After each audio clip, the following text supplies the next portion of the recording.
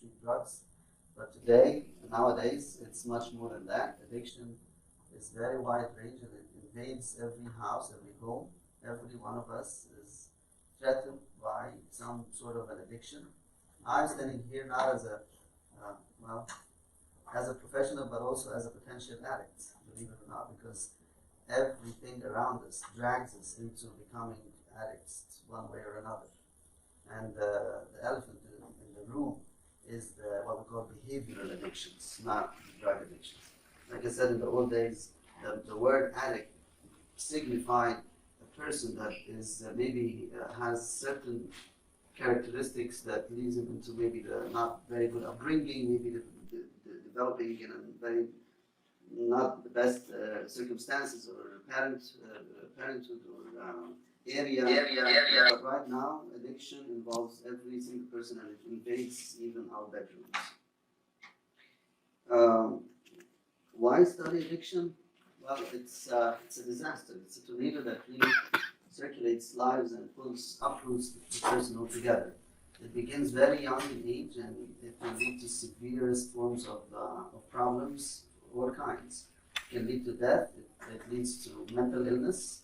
It can look exactly like mental illness. So a lot of emergency room visits would be related to addiction, and people would be labeled with mental disorders left and right, including severest forms like schizophrenia, psychosis, bipolar disorder, and none of that exists. It's only addiction, and these disorders can stick to that person forever, get them involved with many unnecessary treatments, admissions, and all kinds of treatments that can stay for life, while in fact the person doesn't have any of that. It can lead to medical problems. There's a lot of people, cocaine addicts, that can die from strokes, heart attacks. Heroin addicts heroin is not really life-threatening, but it feels like dying when they are getting off of it. And all kinds of other behavioral addiction leads to at least social kind of death, and spiritual, of course. It takes total control of people's lives, and that's why I chose the term tornado, because it circulates the entire aspects of life. I want you to look at the definition, because the definition highlights certain areas that I want to emphasize. Those are the words written in red to give you a key. So the word compulsive means that it's out of control. There is a compulsion component. And then it emphasizes that it's either a substance or a behavior. Okay? And then it emphasizes that the person knows exactly how harmful it is. And not only how harmful it is, but it can cause death. So just by looking at that definition, what do you conclude when, in terms of how to treat a person or help a person who is an addict? What do you conclude of that? Any idea? If you want to help an addict, which attitude will you take based on that terminology or definition? Yeah.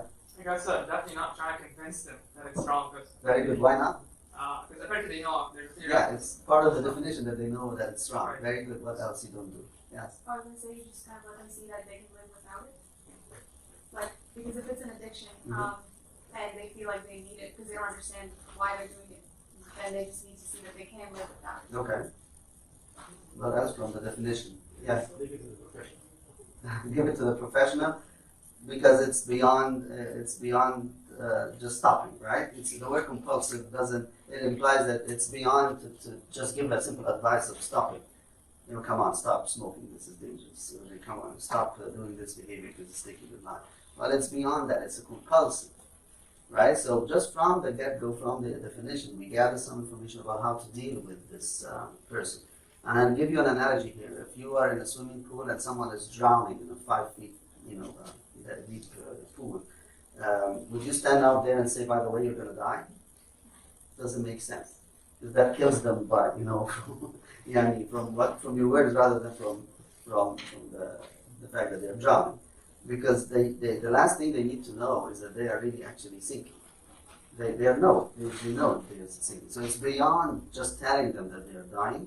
And also, you don't stand out there and say it's, by the way, you can't swim, or come on, get out, or things of that nature, or you're wrong, or you're a bad boy because you're drowned. All of these kind of things we don't do. It needs a lot of, much more than that. The big question that leads to the message that I said in the beginning, the message is that whether this belongs to God in any way, or is it belongs to science. That's the biggest question in the field. And if you pick any book about addiction from any library, you will either find one of those extremes. You most likely, you will. If you pick a scientific book, it will be taking the extreme of that. This is all belongs to neurologists, psychiatrists, addiction specialists, and it has nothing to do with spirituality. It has nothing to do with Abuna or with God. And it's actually a pretty bad fact. Just listen to the National Institute of Drug Abuse head. It will be geared towards that. This is science. Get off, you guys that say this is behavioral. Get off that because it's destructive to say that. And this is all in the brain, and it's a brain disease, and you need to treat it as such. On the contrary, the other extreme, if you talk to a theologian, and you would have books about that. I have tons of books about addiction from church, and taking the other extreme. It has nothing to do with science. This is a God, return to God kind of situation. And what we need here is repentance. We need some saving grace to get that person out of the addiction. So let me ask you now, is it a sin or a disease? What do you think? Yes. I think it starts off, it could start off as a sin. Okay. and lead to a release. Okay. That's the most common scenario. And why are you saying that, or somebody else? Why do you think that could be the situation? Why did you say that? I was just thinking of physical drugs. Yeah. I was thinking about Drugs or anything else? drugs or like the normal things that we think of when it comes to addiction. When we choose that as our focus instead of choosing God, it becomes something that we need, and then in turn our body then becomes like in need of it. Yeah. And that's So very good. So it starts off as a choice, bad choice that can lead into loss of control due to damages that happen in the brain. I will go through that in a minute, but you can say that it starts off as that's the easiest answer to say. It starts off as a sin and then it goes on to be a disease. But it actually interacts all through. Yeah, I agree with you, but doesn't. It's not as simple as it is phrased like that. It continues to be a mix because the sin also is a chronic sin and the disease becomes a chronic disease. But then what kind of disease are we talking about?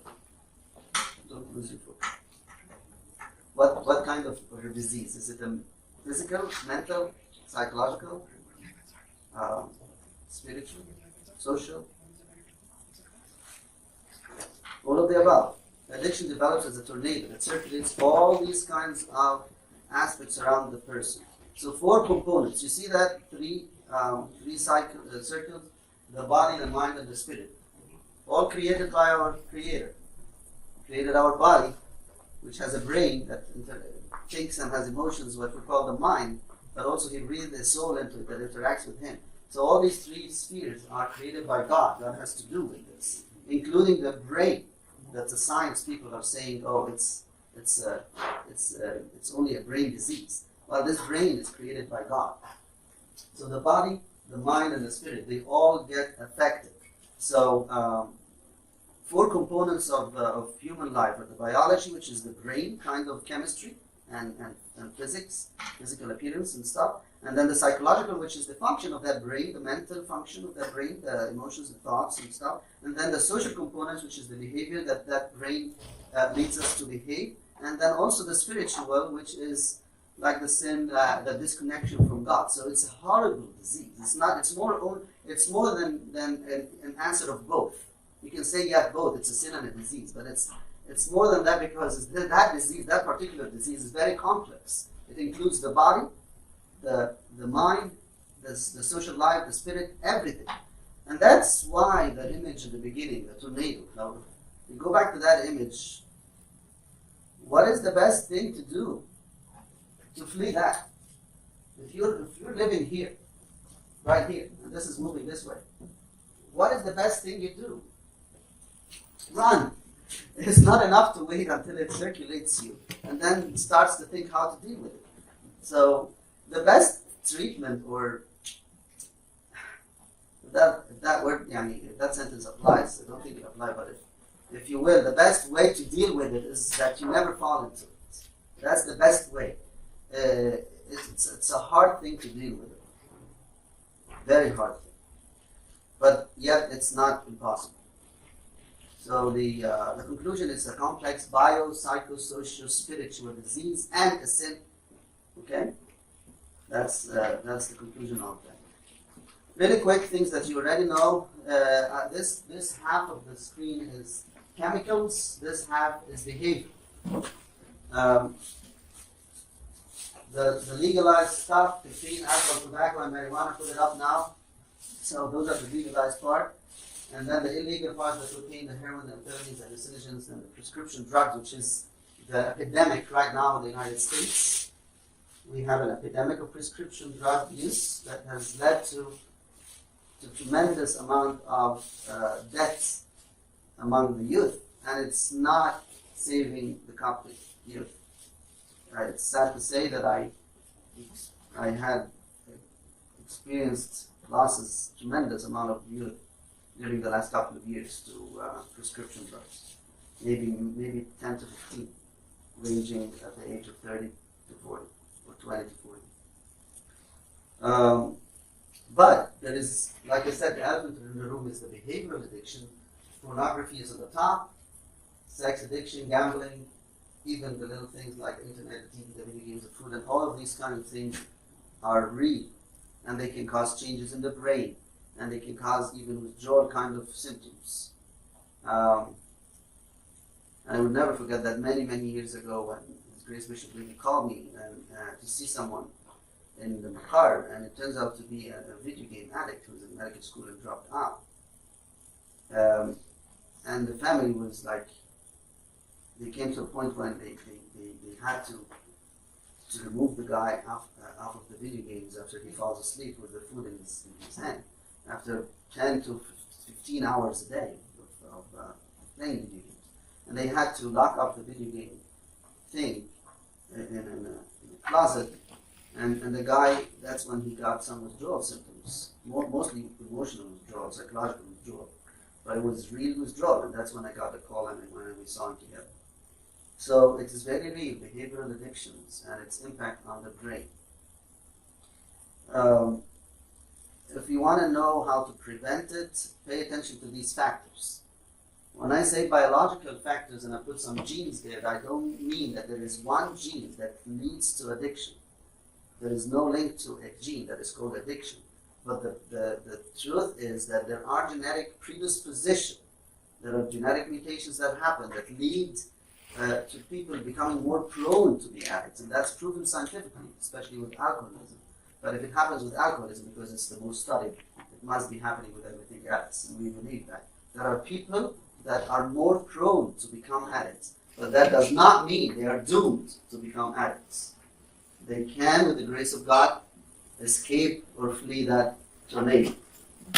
Psychological factors. Pay attention to that picture, that guy, that image of somebody who's lonely and void from inside, void of love.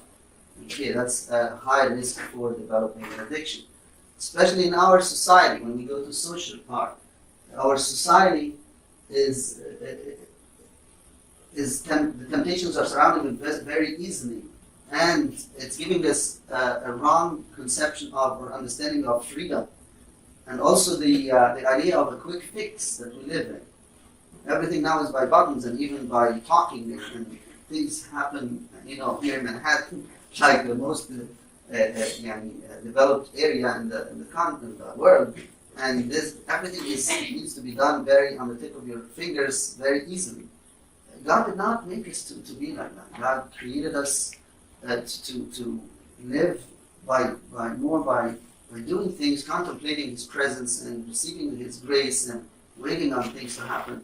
And when we feel lonely or bored, and we want to quickly fix that makes us prone to become addicts, dependent on things that have quick fix and get us out of that mindset or feelings. These are predisposing factors. Of course, dysfunctional families has part as well. So let me take you through a quick review of how this tornado develops from those four aspects. The biological, say it would be the biological, the psychological, and then the social, and then the spiritual. How does that develop? The biological, I'm going to take you into a tour of medical knowledge way about this. The tornado of biological addiction starts by something called the first experience. You probably, as young professionals, know this stuff, so I'm going to go quickly. The first experience, and then it gives the person a high, and then goes to a state that we call abuse that develops into something called dependence. And that maybe explain what you said earlier, that the first experience considered like the choice of the sinful choice that we do, and then when we get that high and then it starts to continue in that sinful behavior, that we're still in the area of sin because we're abusing the creation rather than worshiping the Creator. But then it develops, transitions into the dependence, which is what you said earlier, that we can't now, we're hooked, basically, and it becomes a physical disease. And we'll see how that works. So the first experience, you all know this stuff, either seeking a quick fix from a problem or trying to fit in with peers. Some people have difficulty in their social life and they want to feel sociable. It's very common. Or unintentionally with the prescription drugs. Now with the pain management, there are doctors that abuse that. There are doctors that prescribe for pain, but then these little pill bottles are staying on the shelves to be picked up by other people. Or it's the same person who have a knee problem or back problem and then gets flooded by prescription painkillers and then gets hooked. All of these are could be possibilities of how to start. Then the high comes, and the high is a function of the euphoric effect of that substance or behavior on the brain, and depends on how fast that strength of a high that determines the degree of addiction power of that substance or behavior. So things that cause very potent high and quick high are more addictive. And it has to do with a specific area in the brain that is called the reward circuit. And that's, again, I want to emphasize, this is God's creation. Okay? So that's the difference here. The difference is that when this is going to be picked up by science people, they're going to forget God at all, put him aside, and now we're talking about an entity of whatever they want to call it. Mother Nature or something that created this, or this is biology, this is science, science is our God, and we're talking about science. But no, we have to remember that God has put this together, and there are so many verses that tells us. Psalm 116, I believe, or I forgot the number. There's 119. There is a psalm that says that I have put you together in the womb. I have formed you and connected your bones together and in the womb of your mother. So God has put this together, and the amazing way of God's creation in our cells and brains are beyond explanation. But let me tell you about this for now.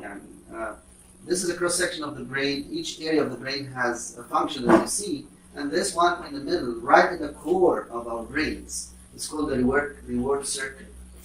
And it's pleasure centers. He has put cells in the brain that has no other function other than receiving pleasure.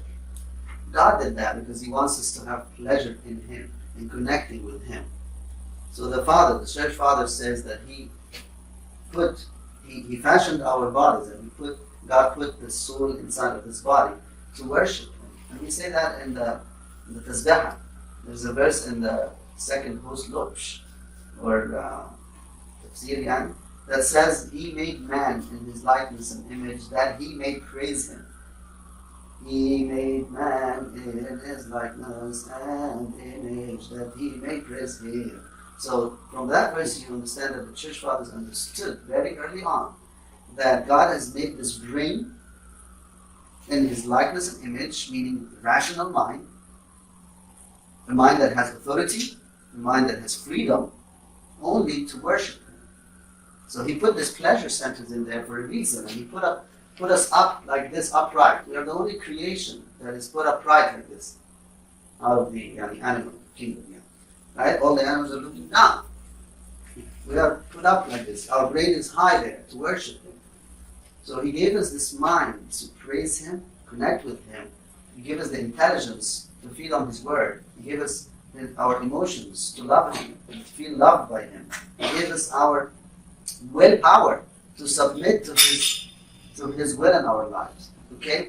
These pleasure centers go from very deep inside of the brain. Here's the brain stem that has the reflexes that we share with insects, right? The reflexes. Here's the nucleus accumbens, which is the emotional part of us that we share with higher level animals. And here's the prefrontal cortex that we share with humans. The intellectual, the more sophisticated human beings have prefrontal cortex for decision making. So you can see the pleasure center that takes all the brain and connects the brain. And that's the area that gets affected with addiction. That's where the tornadoes start. So when the person takes that pill or drinks that cup or uses any behavior like sexual behavior or looking at something, it hits these centers, right? But it hits it in an abnormal way using a chemical called dopamine that hijacks that area. It hijacks. So look at what the dopamine is. The dopamine is in these vesicles up there, and it should be released to be connected with the other neuron, like here, from one neuron to the other. But look what the cocaine or any other substance does. It replaces it. So this is the green thing, it's like the cocaine, and instead of the dopamine, it replaces it, and it connects with those receptors in the brain, and it gives a high. And look at the chemical that is used to give the high. It's called dopamine. Okay, so is that boring? Okay, are you connected with me? Okay, so this circuit has receptors, and it has dopamine vesicles that is released. Okay, and this dopamine, when it connects, it gives a pleasurable feeling, and then it stamps in the brain and memory. We call it an emotional memory, that this thing that you just did is very likable. Do it again. That's called the reward. That's called the pleasure. God has made this for us to connect with Him. When we do tasbihah, see guys, when they do tasbihah, they get excited, right? And you see the monks, they spend like hours. You see St. Paula and Babola, 70 years in a cave. He was not bored. The pleasure circuit was fantastically working. It was connecting with Him. Yeah. So is our relationship to God supposed to resemble addiction? Yes, it's the healthy addiction. Yes. So that's a very good question, because I want to coin that term. I want to coin that addiction is a phenomena that God had set for Him. He put in place some circuit for us to get hooked to Him. Okay? But if you read Romans chapter 1, he tells you this. The problem with those Gentiles, was addressing the Gentiles. The problem with the Gentiles, they didn't hear about God. So they had in nature, by nature, something telling them God exists. Look at the sky, look at the environment, He exists. He's so beautiful. But when they knew Him, instead of worshiping Him and thanking Him, they fell into worshiping themselves. And St. Athanasius describes this process by leaving the Creator and looking down into the creation and starting to worshiping it. So he put in a system to be addicted to Him, but we put Him aside and we got that same system to be addicted to material. Okay? So look at the normal thing. But let me add something. He put this system to use it in relationship with Him, and also to use it in connecting with his creation, but from his hands. In other words, he put pleasure centers for us to be pleased by normal eating from his hand, and by normal sexual relationship in marriage from his hand and blessing, from normal pleasurable activities from the creation, but relating it to him by thanksgiving and using the creation from his hand. Read the book by Father Alexander Schmemann, titled, yes, The Life of the Word, which is God sanctifying the Word for us, as it was before sin. It was sanctified, because he created this whole world for us, but not to take the world and leave him. It makes a big difference. If we put him aside and we start using the world, then we're going to get addicted to the creation rather than him. So, how does that translate to science? Look at the screen. This is the normal increase of dopamine when you eat, from 100 unit to 150 unit. But this is the way of increase of dopamine in your brain when you use a drug, like amphetamine. It's going from 100 to 1,000 to 1,100 in a few minutes. That's not a godly use of the brain circuit, the pleasure circuit. I'm talking about the brain cells that I showed you, the pleasure brain cells, the circuit. The release of dopamine should be natural, like this, with food, sex, or whatever, normal sex in marriage. But when someone is addicted to sex, or addicted to pornography, or addicted to amphetamines, or addicted to cocaine, or whatever you may name it, it's a different way it's an abusive way of the release of this dopamine. Yes. Yeah, when you mentioned when the release of the dopamine, you mentioned it's saving the memory, it's like a good feeling that you want to do it again. Right. But I also said it's a compulsive behavior that, it has negative effect. How does the mind work this out if it kind of creates a cognitive dissonance? Like, it's good, it's safe as good, but it's also bad, but this is like, it's cognitive dissonance, right? Like, Yeah, how does the mind work that out? that develops later when in the phase of dependence. The compulsion part, compulsive word, comes in the last phase of the phases of addiction that I used describe. I said the first use, right, which is I'm still in, and then the abuse, and then goes to the dependence. So bear with me, and we'll answer that scientifically now. So that's the idea that the first use will release an exaggerated reaction of dopamine release, and then it becomes to the brain that's kind of the normal now, because if you're used to 1,100 units of dopamine from a use, or you tasted that and you want it again, now introduce something like that gives you only like a 50 units increase, and it doesn't touch you, right?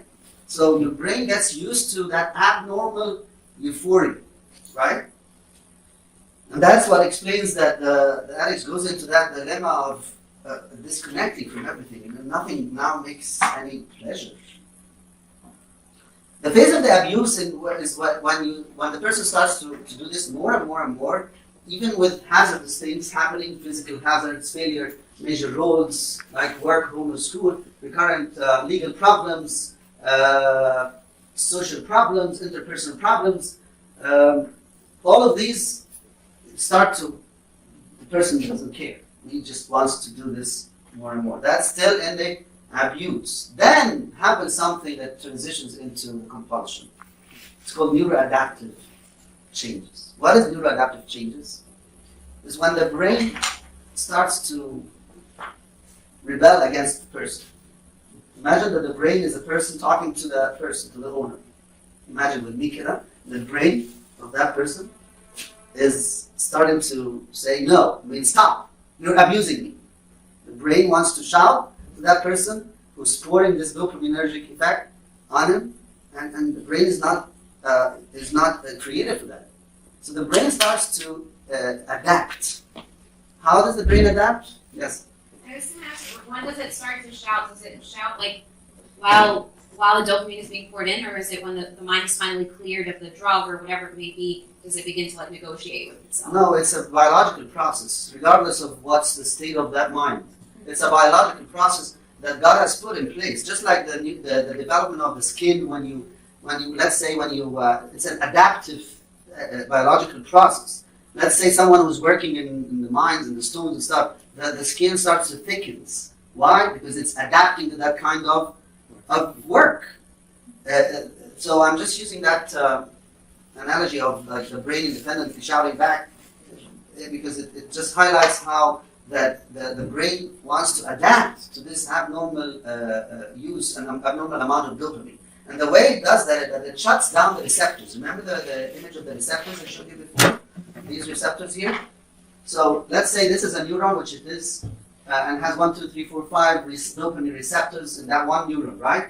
And supposedly, normally, those 5 receptors get triggered by the dopamine connecting to them. But then when this man is pouring like 100-folds of the amount of dopamine, the brain, the only way to deal with this is to shut down some of those receptors. So the brain cells start to kick one up to the other and leaves only one for that person. Why? Because you don't need that all dopamine. Okay, you pour dopamine, I'll take away the receptors. I'll keep one receptor from each cell instead of 10. Right? And that is a physical change that happens in the brain. And what that causes is 2 things. One is called tolerance, which means that now that the person is pouring, like let's say, 10 cups of alcohol, or 10, what they call cups, or drinks, 10 drinks of alcohol a day, right? But no longer it gives them the high. Why? Because the brain has decided to cut down on the alcohol receptors. So now I don't feel it. So what do? More. They drink more, drink 10 times more. So it's, God designed the body biologically to Yes, stop it, yes. but we just keep adding We're more. just adding more and getting ourselves destroyed more. And now there is a physical problem in the brain. But not only the tolerance, there's another problem called withdrawal. And that happens when, let's say this guy, now an alcohol dependence, gets into a motor vehicle accident and gets admitted to the hospital unconscious. Now nobody knows that he's an alcoholic, right? So he's unconscious. That doesn't stop the brain from being adapted to the alcoholism for years, right? The brain only has one receptor now called GABA receptor for alcohol. So all of a sudden, there is no tons of alcohol poured, right? For years, this man has been drinking and drinking and increasing and drinking and increasing, pouring alcohol on the brain, and now what? No alcohol. He's unconscious in the hospital, right? Nobody's going to give him alcohol there. What happens to the brain? The brain now not only needs one receptor, but or even normal, the 10, they need more, because that is like drought.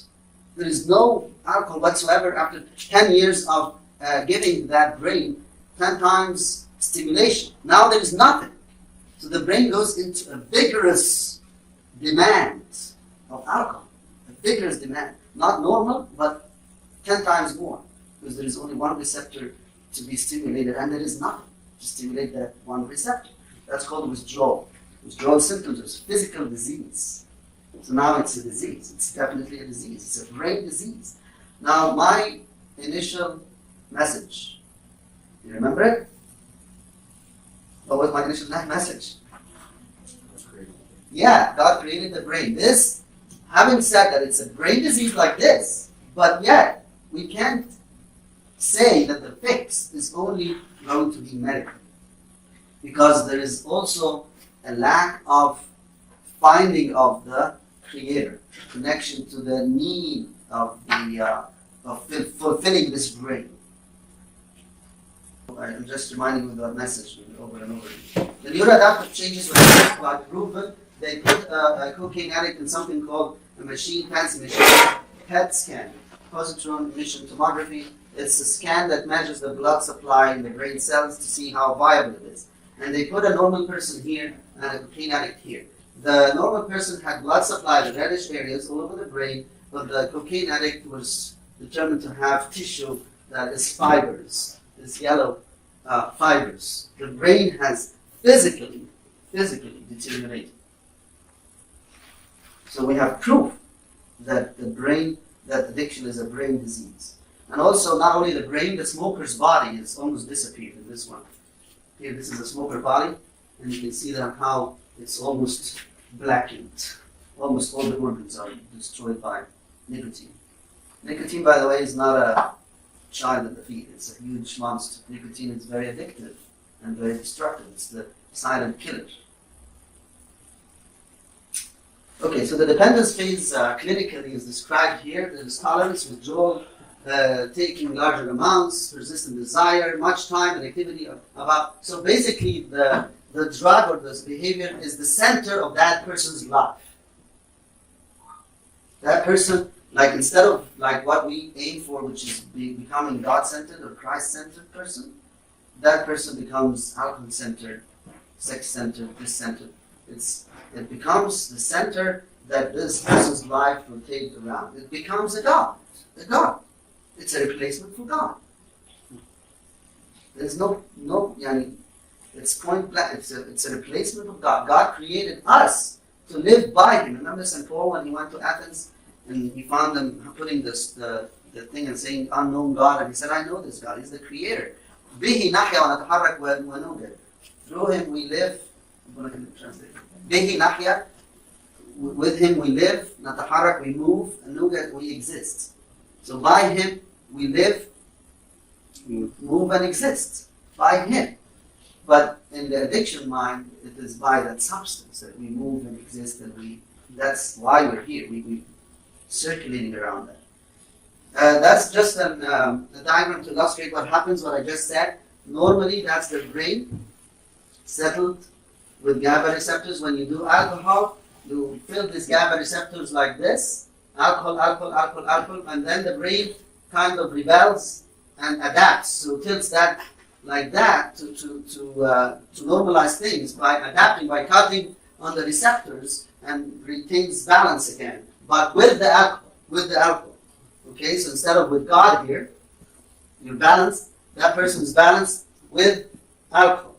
And then when you cut alcohol, you stay with the adaptation.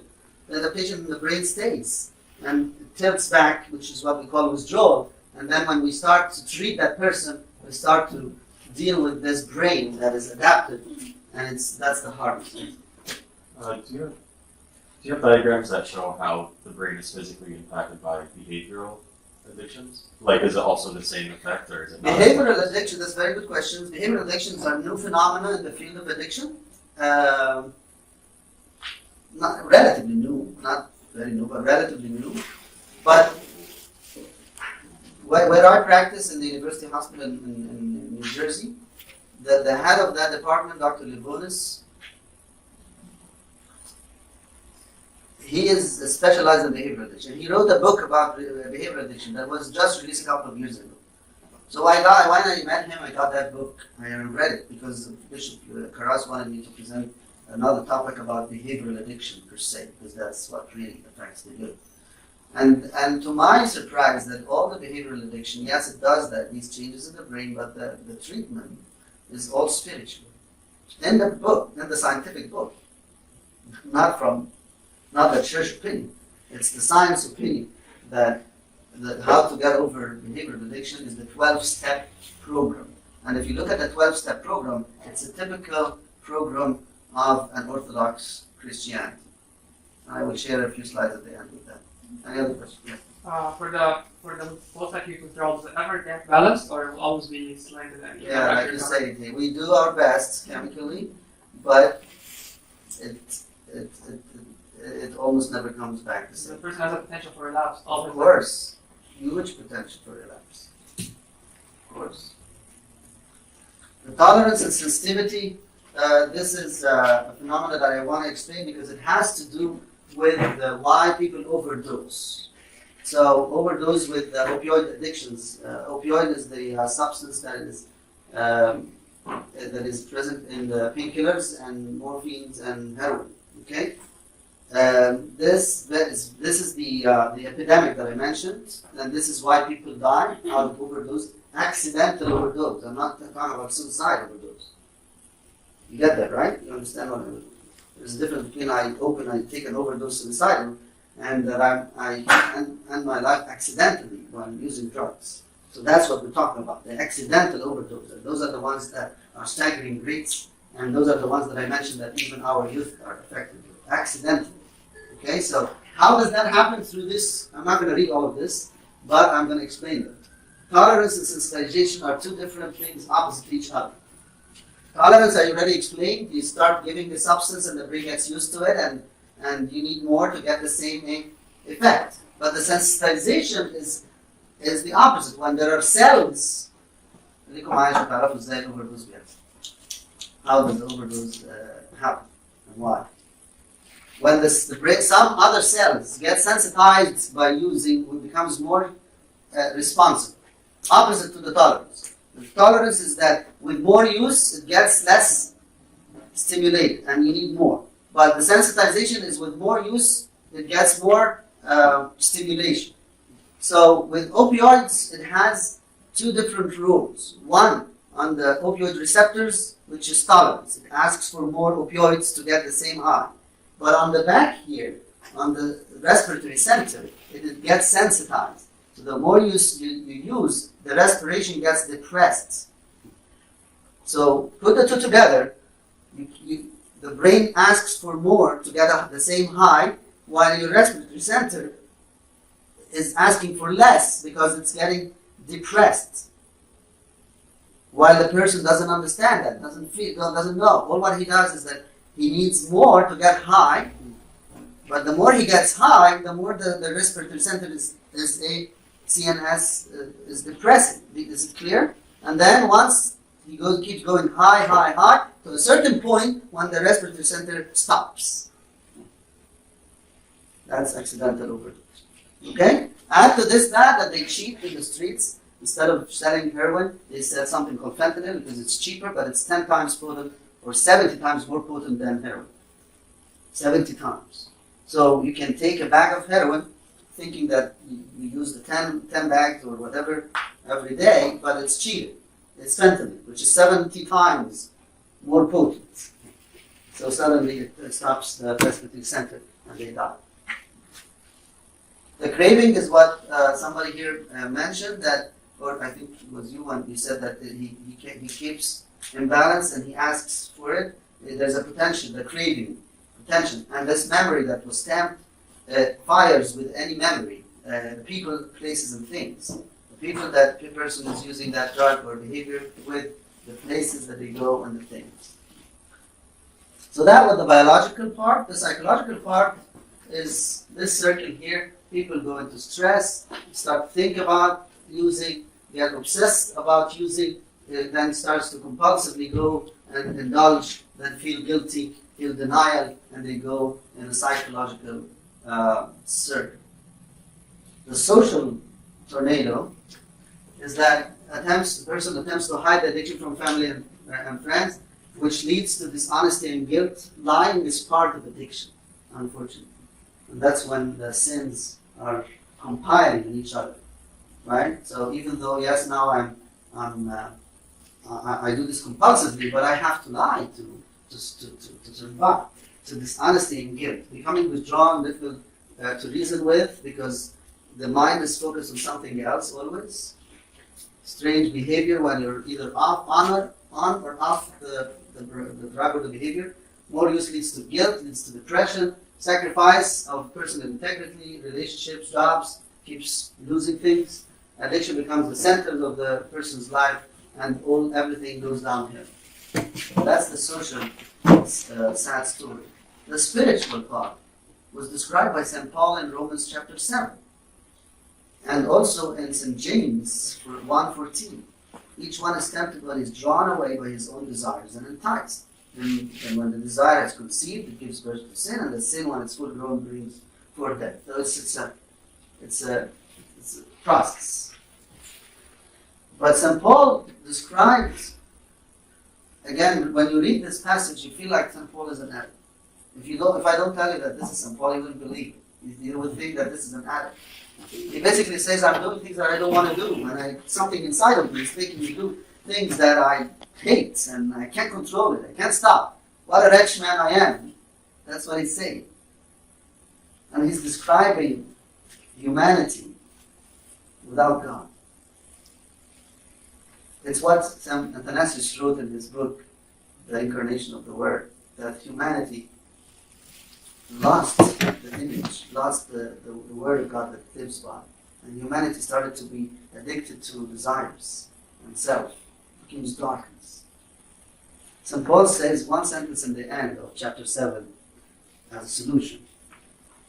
I thank God through Jesus Christ our Lord, because that's why God incarnated. That's why He came to fix it. He came to bury this old man, the wretched man that is, became hooked to material, bury him in baptism and give a new man. And then he wrote chapter 8. Romans chapter 8 is the triumph, the victory. It's the most beautiful chapter in the whole, to me, it's my favorite, most powerful chapter. Romans chapter 8, I leave it as a homework. It's the freedom in Christ. They call it the Holy of Holies of the New Testament. By living by the freedom of the Spirit, which is what we should be celebrating in the Holy 50s, by the way. In the Holy 50s, we celebrate that Christ conquered everything, victorious. Now He's resurrected. So no matter where we were in Him,